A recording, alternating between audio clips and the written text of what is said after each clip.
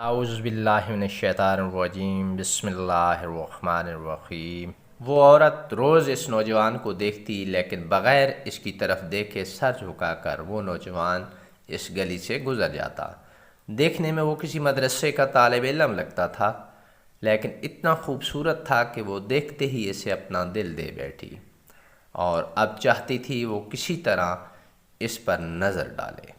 لیکن وہ اپنی مستی میں مگن سر جھکائے زیر لب کچھ پڑھتا ہوا روزانہ ایک مخصوص وقت پر وہاں سے گزرتا اور کبھی آنکھ اٹھا کر بھی نہ دیکھتا۔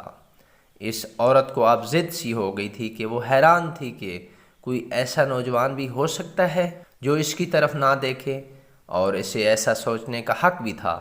وہ اپنے علاقے کی سب سے امیر اور خوبصورت عورت تھی، خوبصورت اتنی کہ جب وہ باہر نکلتی تو لوگ اسے بے اختیار دیکھنے پر مجبور ہو جاتے۔ اسے حیرت تھی کہ جس کی خوبصورتی کو دیکھنے کے لیے لوگ ترستے ہیں، وہ خود کسی کو پسند کرے اور وہ مائل نہ ہو، اس کی طرف تک نہ دیکھے۔ اپنی انا کی شکست اور خوبصورتی کی توہین پر وہ پاگل ہو گئی، اور کوئی ایسا منصوبہ سوچنے لگی جس سے وہ اس نوجوان کو حاصل کر سکے اور اس کا غرور توڑ سکے۔ آخر کار شیطان نے اسے ایک ایسا طریقہ سمجھایا جس میں پھنس کر وہ نوجوان اس کی بات مانے بنا رہ ہی نہیں سکتا تھا۔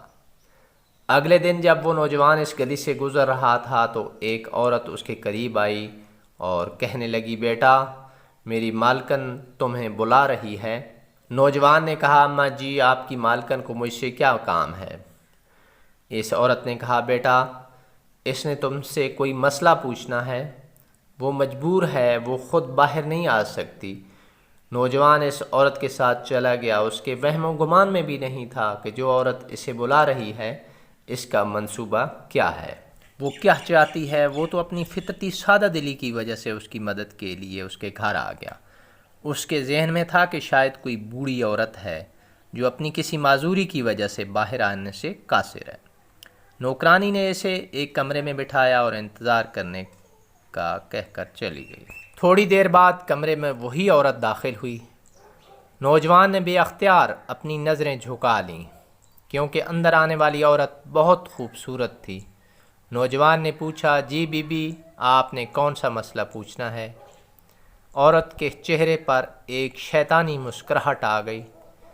اس نے اپنے دل کا حال کھول کر اس نوجوان کے سامنے رکھ دیا اور کہا، میری سب سے بڑی خواہش ہے کہ میں ایک دفعہ تمہیں حاصل کر لوں۔ نوجوان یہ بات سن کر کانپ گیا اور کہنے لگا، اللہ کی بندی، اللہ سے ڈرو، کیوں گناہ کی طرف مائل ہو رہی ہو؟ اس نے عورت کو بہت سمجھایا، لیکن عورت پر تو شیطان سوار تھا۔ اس نے کہا کہ یا تو میری خواہش پوری کرو گے یا پھر میں شور مچاؤں گی کہ تم زبردستی میرے گھر میں داخل ہوئے ہو اور میری عزت پر حملہ کیا۔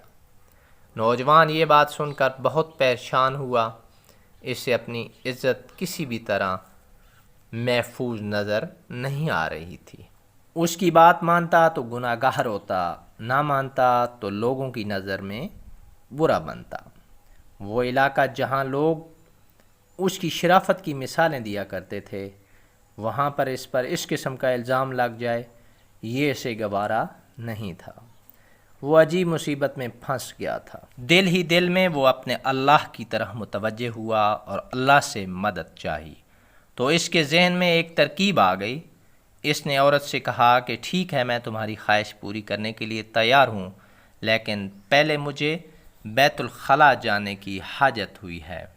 عورت نے اسے بیت الخلاء کا بتا دیا۔ اس نوجوان نے اندر جا کر ڈھیر ساری غلاظت اپنے جسم پر مل لی اور باہر آ گیا۔